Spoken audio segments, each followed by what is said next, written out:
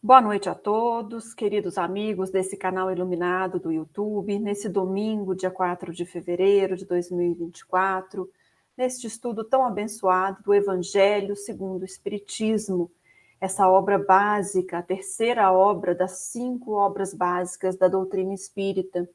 Avançamos no estudo e chegamos ao capítulo 18. O capítulo 18 tem como título Muitos os chamados, poucos os escolhidos. Essa é a minha versão. Começamos semana passada e hoje estamos aqui com a responsabilidade de fazer uma reflexão sobre os itens 3, 4 e 5. Para quem está visitando hoje esse estudo, pode acompanhar para trás todos os capítulos ou seguir conosco aí. Então sejam todos bem-vindos, a boa noite nesse domingo, mas bom dia, boa tarde a todos que forem ver essa gravação em outros momentos, forem compartilhar. Nos ajudem aí a espalhar a doutrina espírita, o Evangelho. Então, vamos começar a nossa reflexão, começando pelo Missionários da Luz. É a terceira obra das obras de André Luiz com Chico, A Vida no Mundo Espiritual. Estamos numa semana de lançamento aí do filme Nosso Lar 2, Os Mensageiros, que é a segunda obra. E nós estamos aqui hoje refletindo sobre o Missionários da Luz. Tomara que seja aí o próximo filme a iluminar as telas, trazer conhecimento, mas nada substitui, né, a leitura, os livros, os estudos, mas o cinema ajuda muito, né, a despertar, a florear, a nos marcar ali nas telas do cinema, né? Bom, o livro Missionários da Luz já começa a ficar um livro bem mais complexo, né? Bem mais denso, é muito bom. Ele tem um capítulo clássico, que é da reencarnação de Segismundo, que é no capítulo 13, 14 e 15. Mas antes disso, o capítulo 12 fala da preparação de experiências. O que é isso e o que isso tem a ver com o nosso estudo do Evangelho? Então, fiquem aí, porque nós vamos seguir aqui e vamos linkar tudo. O André Luiz está na colônia Nosso Lar e para acompanhar a reencarnação de Segismundo era necessário ele fazer antes um preparo, um estudo, e ele é encaminhado então a um local, que André Luiz, o instrutor Alexandre, chama Planejamento de Reencarnações. Então parece que fica lá no Ministério da Comunicação. E aí ele diz, é para a regulamentação de semelhantes serviços das reencarnações que funciona em nossa colônia espiritual, por exemplo, o planejamento de reencarnações, onde você terá a ocasião de recolher ensinamentos preciosos. E aí no dia imediato, o instrutor Alexandre leva André Luiz a essa imponente instituição. Como ela é? Diz assim André Luiz nesse capítulo. Constituía-se o movimentado centro de serviço de vários prédios e numerosas instalações. Árvores acolhedoras enfileiravam-se através de extensos jardins, imprimindo encantador aspecto à paisagem. Reconheci logo que o Instituto se caracterizava por grande movimento. Entidades insuladas ou em pequenos grupos iam e vinham, estampando atencioso interesse na expressão fisionômica. Pareciam muito preocupadas de nossa presença ali, sumamente despreocupadas de nossa presença, porque quando não passavam sozinhas, engolfadas em profundos pensamentos, iam em grupos afetuosos alimentando discretas conversações. Muitos desses irmãos que passavam junto de nós empunhavam reduzidos rolos de substância semelhante ao pergaminho terrestre, relativamente às quais não possuía eu até então a mais leve notícia. O que o André Luiz vem a saber? Que esses rolos brancos de pergaminho são pequenos mapas das formas orgânicas elaborados por orientadores do plano espiritual das colônias, especializados em conhecimentos biológicos. E ali você tinha um mapa do seu corpo físico e do que viria a ser a sua próxima encarnação, esses rolos de pergaminho. E aqui André Luiz vai conversar sobre o corpo, sobre os hormônios, sobre a lei da hereditariedade fisiológica, vários assuntos que nós não vamos nos ater, porque como eu disse, já começa a aprofundar muito André Luiz, mas vale a pena, pessoal, a leitura. O que eu queria trazer? para vocês. O Alexandre se despede e fala, ó, você vai poder ficar uma semana aqui para entender como que é o planejamento das reencarnações. E aí o André Luiz fica lá com um instrutor muito bondoso, um livro volante, sabia muito, que é o Manassés, um irmão dos serviços informativos da casa, que me acolheu prazerosamente, cercando de gentileza e carinho.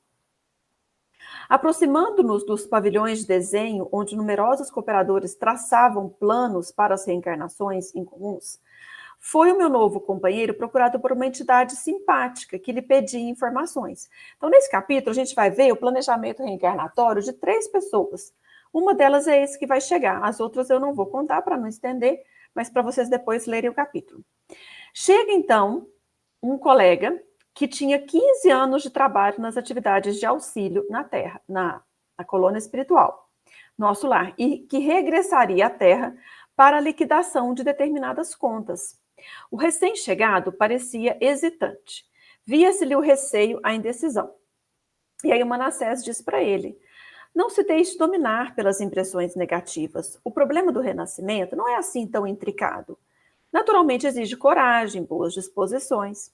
Entretanto, o interlocutor falava um pouco triste. Temo contrair novos débitos, ao invés de pagar os velhos compromissos. É tão penoso vencer na experiência carnal, em vista do esquecimento que sobrevém à encarnação. Mas aí o Manassés diz, mas seria muito mais difícil triunfar guardando a lembrança. Se tivéssemos grandes virtudes e belas realizações, a gente não precisaria voltar à terra, voltar na carne, para recapitular as lições. Se apenas possuímos chagas e desvios para rememorar, abençoamos esse esquecimento que nos concede Deus em caráter temporário. Bom, e aí ele fala, não, vou ficar otimista, conheço-lhe o otimismo, quisera ser igualmente assim, voltarei confiante no concurso fraterno de vocês. E aí ele pergunta para o Manassés, pode informar se o meu modelo está pronto? Então ele queria saber o modelo do corpo carnal. Aí o Manassés diz, creio que poderá procurá-lo amanhã. Já fui observar o gráfico inicial e dou-lhe parabéns por haver aceitado a sugestão amorosa dos amigos bem orientados sobre o defeito da perna. Bom, só um parênteses, a gente tem o livre-arbítrio aqui na Terra para a gente escolher, né, quando encarnado, as ações que a gente quer fazer e temos o livre-arbítrio no plano espiritual também. Sobretudo para planejar o que nós vamos fazer nas próximas encarnações, o que vamos fazer lá no plano espiritual, que trabalho iremos fazer. Você vê que esse companheiro ficou 15 anos trabalhando e agora voltava à Terra. E ele aceitou uma sugestão, e aí o Manassés fica muito satisfeito dele ter aceitado, de um defeito na perna. Por que será isso? Aí ele diz assim, certamente lutará você com grandes dificuldades nos princípios da nova luta, mas a resolução lhe fará bem. O que um defeito na perna é uma resolução que fará bem na próxima encarnação? Aí ele diz, sim, preciso defender-me contra certas tentações de minha natureza inferior, e a perna doente me auxiliará, ministrando-me boas preocupações. Ser-me-á um antídoto à vaidade, uma sentinela contra a devastação do amor próprio excessivo. Muito bem, disse Manassés. E ele diz, e pode me informar a média de tempo conferida da minha forma física futura? E ele diz, 70 anos, no mínimo. Pondere a graça recebida, ele chama Silvério. Tem o Silvério, a Anacleta, a outra não lembro o nome, mas é o Silvério e a Anacleta. E depois de tomar a posse no plano físico, não volte aqui antes dos 70 anos. Trate de aproveitar a oportunidade. Todos os seus amigos esperam que você volte mais tarde à nossa colônia, numa gloriosa condição que André Luiz traz para a gente. E é nessa parte aqui que ele traz. É chamado completista. O que André Luiz nos ensina de completista está aqui no capítulo 12. E aí, o André Luiz fala, nossa, mas nunca ouvi essa palavra completista, o que é? Aí o Manassés vai explicar. É o título que designa os raros irmãos que aproveitam todas as possibilidades construtivas que o corpo terrestre lhes oferecia. Em geral, quase todos nós, em regressando à esfera carnal, perdemos oportunidades muito importantes no desperdício das forças fisiológicas. Perambulamos por lá, fazendo alguma coisa de útil para nós e para outrem, mas por vezes desprezamos 50%, 60%, 70% e frequentemente até mais de nossas possibilidades. em muitas ocasiões, prevalece ainda contra nós a agravante de termos movimentado as energias sagradas da vida em atividades inferiores que degradam a inteligência e embrutecem o coração. Aqueles, porém, que mobilizam a máquina física à maneira do operário fidelíssimo, conquistam direitos muito expressivos em nossos planos. O completista, na qualidade de trabalhador leal e produtivo, pode escolher à vontade o corpo futuro, quando lhe apraz o regresso à crosta em missões de amor e iluminação. Ou recebe veículo enobrecido para o prosseguimento de suas tarefas a caminho de círculos mais elevados de trabalho. Então, nós temos os completistas. E aí essa semelhante notícia representava para André Luiz uma valiosa revelação. Não sei para vocês que nos assistem se já tinham ouvido falar do completista. E aí ele fala, lembrei-me dos desregramentos de toda sorte a que se entregam as criaturas humanas em todos os países, doutrinas e situações, complicando os caminhos evolutivos, criando laços escravizantes, enraizando-se no apego aos quadros transitórios da existência material, alimentando enganos e fantasias, destruindo o corpo e envenenando a alma. Bom, e aí o Manassés diz, recordando o cativeiro dos espíritos encarnados no plano da sensação, consola-nos saber, então, que há um prêmio aos raríssimos homens que vivem na sublime arte do equilíbrio espiritual, mesmo na carne. A sublime arte do equilíbrio espiritual, mesmo na carne. E aí o Manassés diz, semelhantes exceções existem no mundo. Passam frequentemente para cá entre os anônimos da crosta, sem fichas de propaganda terrestre, mas com imenso lastro de espiritualidade superior. E aí continua, capítulo riquíssimo, assim como esse livro é riquíssimo. Então, vale a pena a leitura. Bom, o que isso tem a ver com o tema de hoje? Hoje nós vamos falar da porta estreita. Eu vou ler para vocês a passagem do Evangelho. Entrai pela porta estreita, porque larga é a porta da perdição, e espaçoso o caminho que a ela conduz, e muitos são os que por ela entram. Quão pequena é a porta da vida, quão apertado o caminho que ela conduz, e quão poucos a encontram. Mateus, capítulo 7, versículo 13 e 14.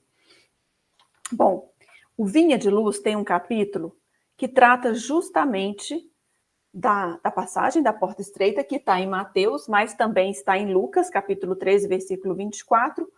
Porfiai por entrar pela porta estreita, por eu vos digo que muitos procurarão entrar e não poderão. Vamos ler aqui o Vinha de Luz para vocês verem como que linka com os missionários da luz, os espíritos ali juntando o seu pergaminho, pedindo defeito na perna, pedindo dificuldades na beleza, dificuldades de todo tipo no corpo físico, para ser aquele freio, para que seja aquele direcionamento.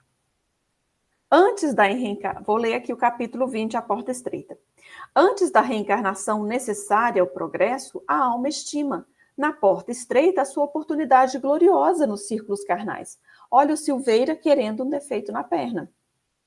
Reconhece a necessidade do sofrimento purificador, anseia pelo sacrifício que redime.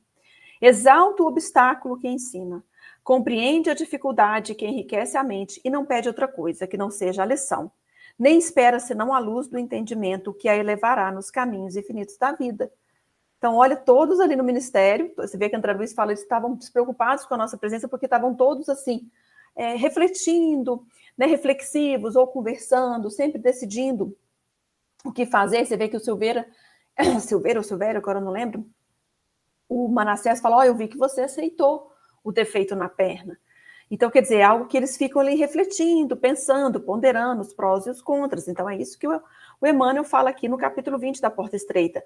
Nós estamos estudando o Evangelho segundo o Espiritismo, porque o Espiritismo nos mostra a anterioridade da vida, as existências solidárias, que a vida continua, que somos imortais, e que uma existência, os vários vínculos, os débitos, os créditos, tudo vai se encadeando para a nossa redenção, para sermos completistas, para sermos espíritos a caminho da regeneração, e por aí vai. Então, o Emmanuel continua dizendo, nós obtemos o vaso frágil da carne, é o corpo. Leiam o capítulo 12 do Missionários da Luz, que vocês vão ver o quanto é respeitado e valorizado o corpo físico, todos os sistemas, reprodutor, endócrino, o circulatório, é lindo a descrição que André Luiz faz nesse capítulo 12. Reconquistando, porém, esse corpo físico, essa oportunidade da existência terrestre, nós voltamos a procurar as portas largas por onde transitam as multidões. Então, porta estreita, nós estamos lá nas encarnações, planejamento reencarnatório, entendemos o sofrimento, entendemos o esquecimento, sabemos que é para o nosso bem, mas quando a gente chega aqui, a gente tem a porta larga. Tanto é que o Manassés fala, ó, não volte aqui antes dos 70 anos. São raros os completistas, porque todos ficam procurando essas portas largas. Fugindo à dificuldade, empenhamo-nos pelo menor esforço. Temendo o sacrifício, exigimos a vantagem pessoal. Longe de servir aos semelhantes, reclama os serviços dos outros para si. E no sono doentio do passado, atravessa os campos de evolução, sem algo realizar de útil, menosprezando os compromissos assumidos. Parece que está falando a mesma coisa em outras palavras que o André Luiz estava falando ali, né? Em geral, quase todos os homens somente acordam quando a enfermidade lhes requisita o corpo às transformações da morte. Ah, se pudéssemos voltar. Pensam todos.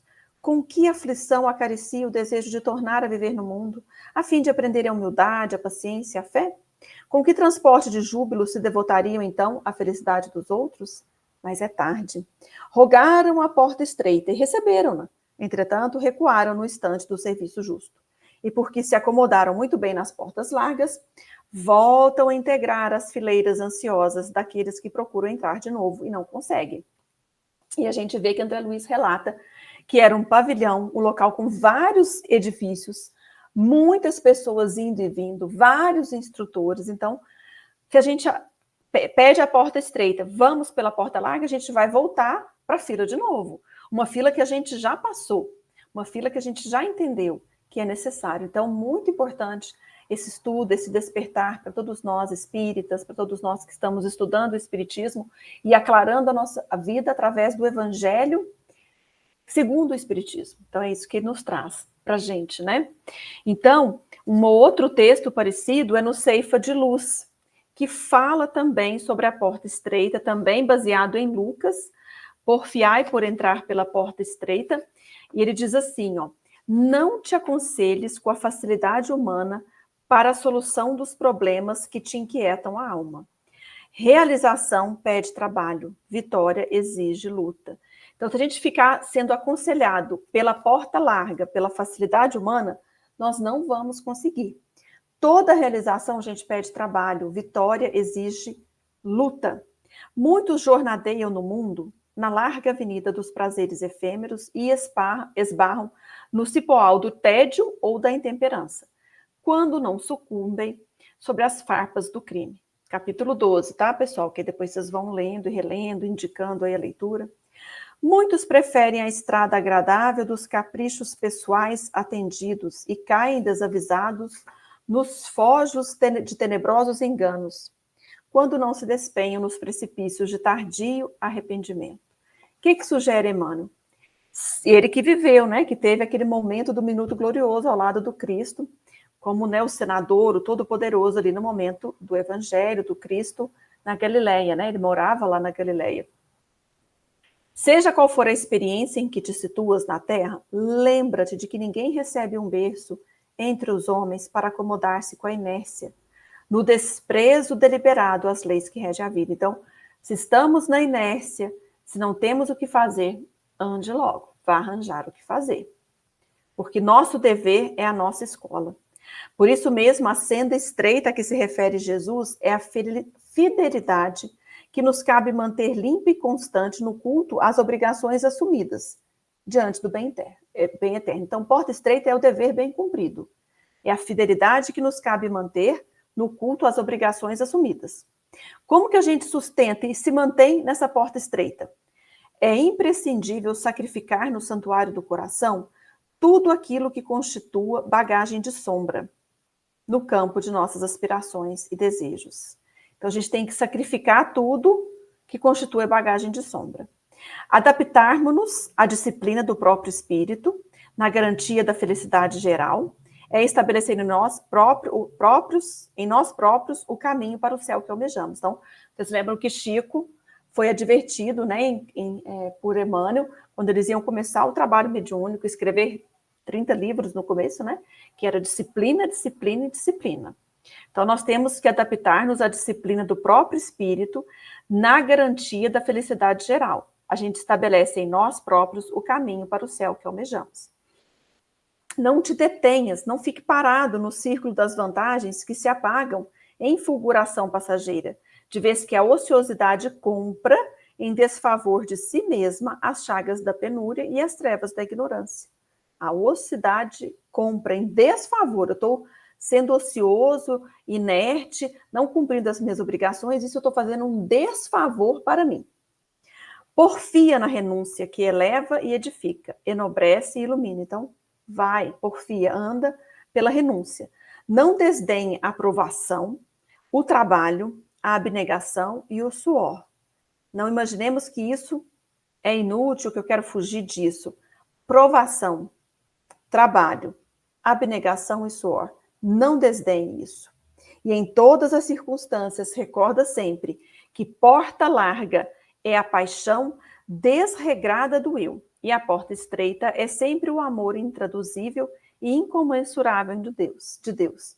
Então, olha a diferença que o Emmanuel faz, assim, né, a interpretação dele do Evangelho. Porta larga, paixão desregrada do eu. Porta estreita, o amor intraduzível e incomensurável de Deus. Então, é isso que o Emmanuel traz para a gente no Ceifa de Luz, no capítulo 22. 12, peraí, pessoal, só para passar a informação certinho. No capítulo 12, o Vinha de Luz, que é o capítulo 20. Aí agora eu vou ler um aqui na tela, que eu abri, que chama o livro, chama Abrigo. Eu não tenho esse livro. Aí eu coloquei aqui, eu chamo Abrigo, Emmanuel, também capítulo 12, A Porta Estreita. Então eu vou ler para vocês, que é bem interessante, ó, porque ele vai dar exemplos do que sejam as portas estreitas, né? A gente viu a porta estreita no plano espiritual, o defeito na perna, e depois vocês leem o restante do capítulo, que vocês vão ver várias portas estreitas. Aqui o Emmanuel diz o seguinte, ó, aceitemos a dificuldade por mestra amorável, se esperamos que a vida nos entregue os seus tesouros. Sem a porta estreita do obstáculo, não conseguiríamos medir a nossa capacidade de trabalho ou ajuizar quanto à nossa fé. Então, tá vendo? A porta estreita está medindo a nossa capacidade de trabalho. As lições do próprio suor são as mais preciosas. Os ensinamentos auridos na própria renúncia são aqueles que nos estampam na alma no caminho evolutivo. Ouvimos 1000 conselhos edificantes e sorrimos ante o fracasso iminente, mas basta, porém, por vezes, uma pequena dor para que se nos consolide a cautela à frente ao perigo. Né? A gente está sempre ouvindo, não vai por aí, conselhos edificantes, vai por aqui, não faça isso, faça aquilo, sempre é para o seu bem. A gente tem, né, várias situações de espíritos protetores, familiares, amigos, várias circunstâncias de que Deus se serve para nos avisar de algum fracasso.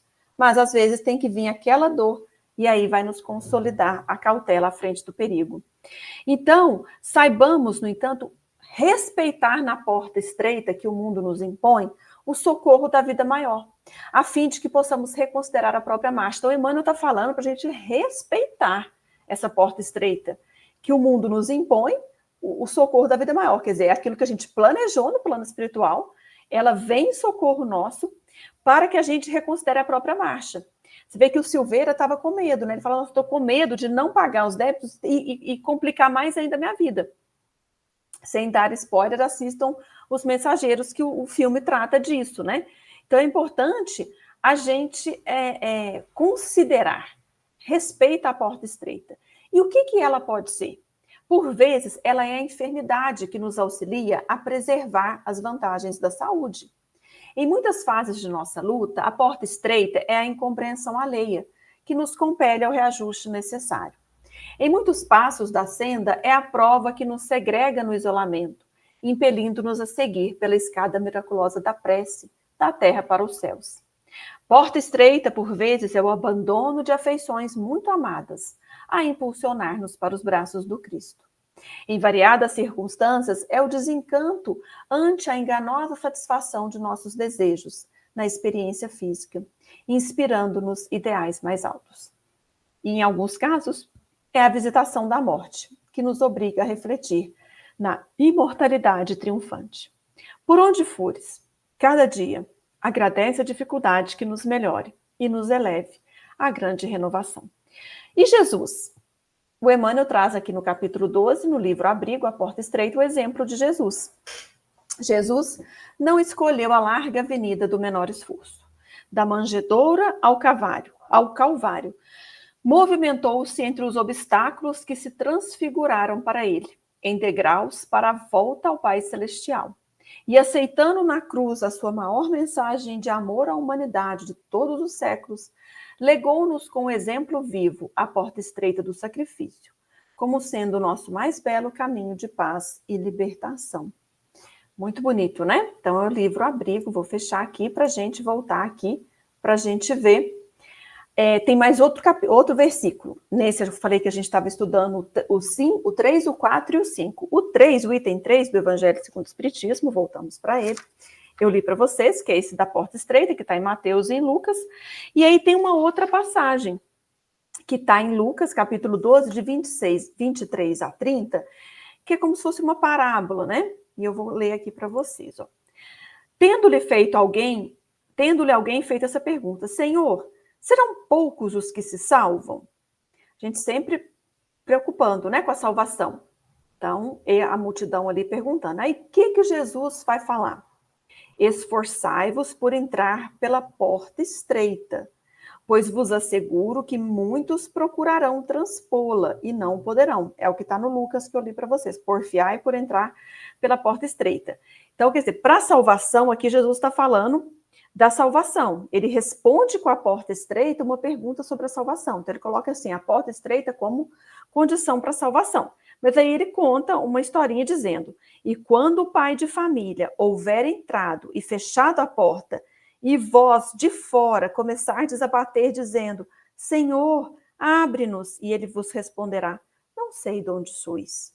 Por-vos-eis a dizer, comemos e bebemos na tua presença, e nos instruístes nas praças públicas. O Senhor responderá, não sei de onde sois, afastai de mim, todos vós que praticais a iniquidade. Então haverá prantos e ranger de dentes, quando virdes que Abraão, Isaque, Jacob, todos os profetas estão no reino de Deus, e que vós outros sois dele expelidos. Virão muitos do Oriente e do Ocidente, do Setentrião e do Meio-Dia, que participarão do festim no reino de Deus. Então, os que forem últimos serão os primeiros, e os que forem primeiro serão os últimos. Lucas, capítulo 13, versículo de 23 a 30. Então, passagens bem conhecidas, né? Os últimos serão os primeiros, a porta estreita. Kardec coloca junto, né?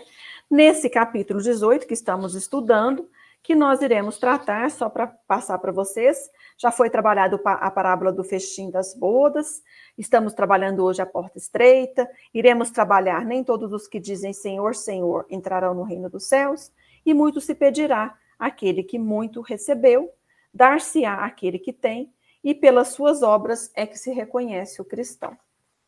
O que Kardec comenta? Vamos buscar a sabedoria desse espírito amigo, iluminado. E aí ele diz assim no item 5, larga é a porta da perdição, porque numerosas as paixões más, e porque o maior número envereda pelo caminho do mal. Então a Kardec fala de paixões más e fala que o maior número envereda pelo caminho do mal. Aí eu queria ler antes da gente continuar em Kardec, vou buscando a sua sabedoria, né? Na pergunta que ele fez, sobre as paixões, no Livro dos Espíritos, lá no capítulo 12 da Perfeição Moral. E ele pergunta assim, será substancialmente mal o princípio originário das paixões, embora esteja na natureza? Porque você vê que Kardec fala paixões más. Os Espíritos dizem não.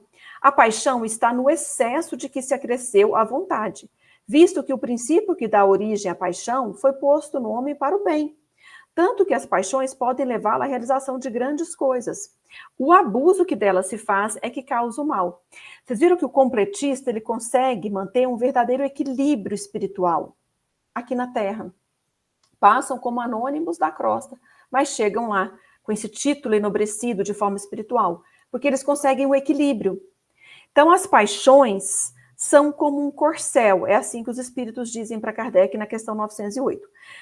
Corcel é um cavalo, né? Que só tem utilidade quando governado e que se torna perigoso desde que passe a governar. Uma paixão se torna perigosa a partir do momento em que deixais de poder governá-la e que dá em resultado um prejuízo qualquer para vós mesmos ou para outrem. Então, as paixões, elas são importantes, elas são necessárias, elas nos estimulam a muitas coisas nobres. O que a gente não pode é deixar-se dominar por ela.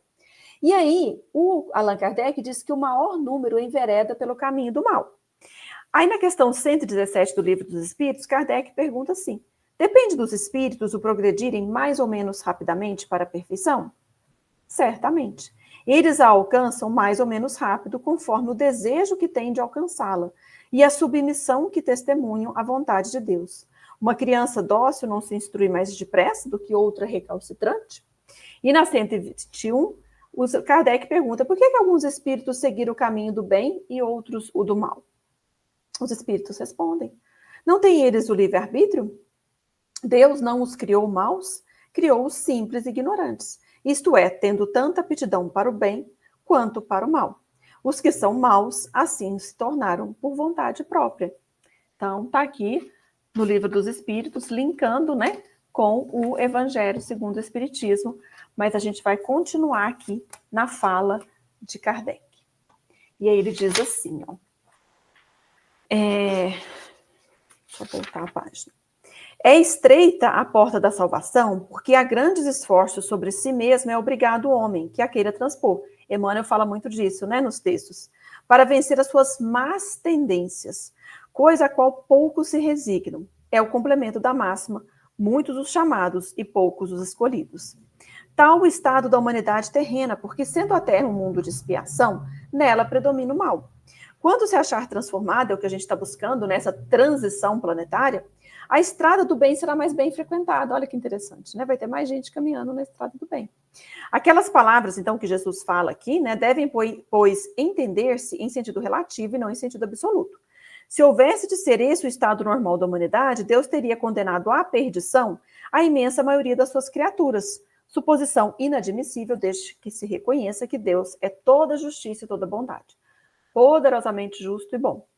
Mas de que delitos essa humanidade se houvera feito culpada para merecer tão triste sorte no presente e no futuro, se toda ela se achasse degradada na Terra e se a alma não tivesse tido outras existências?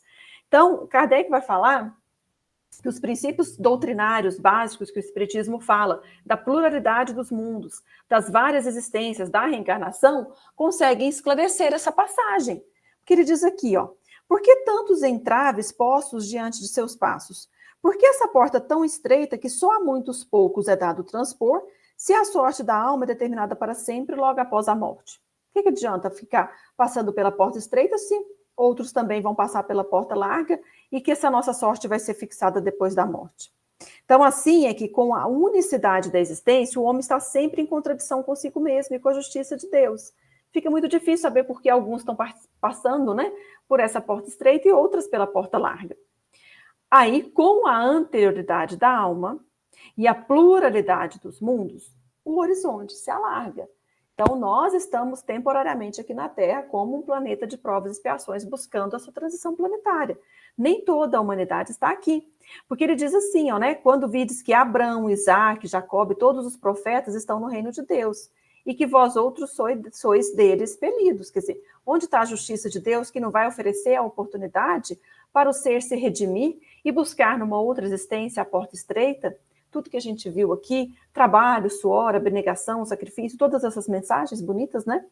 Então, a doutrina espírita, com esclarecendo a pluralidade dos mundos e a pluralidade das existências, a anterioridade da alma e as existências solidárias, ela faz luz sobre os pontos mais obscuros da fé. O presente e o futuro tornam-se solidários com o passado, e só então se pode compreender toda a profundeza, toda a verdade, toda a sabedoria das máximas do Cristo. Então, é isso que é o Evangelho segundo o Espiritismo. Então, o que a gente consegue entender, sobretudo com a justiça das reencarnações, né? Na questão 166, e depois são várias questões que Kardec trabalha, né? O capítulo 4 da pluralidade das existências. Então ele diz assim, como pode a alma que não alcançou a perfeição durante a vida corpórea acabar de depurar-se? Como pode fazer a alma que não passou pela porta estreita, buscou a porta larga da perdição, aquilo que o Emmanuel fala, o eu, né, o ego, e não Deus, né? Aí os espíritos dizem, sofrendo a prova de uma nova existência. Depurando-se a alma, indubitavelmente experimenta uma transformação, mas para isso necessária lhe é a prova da vida corporal.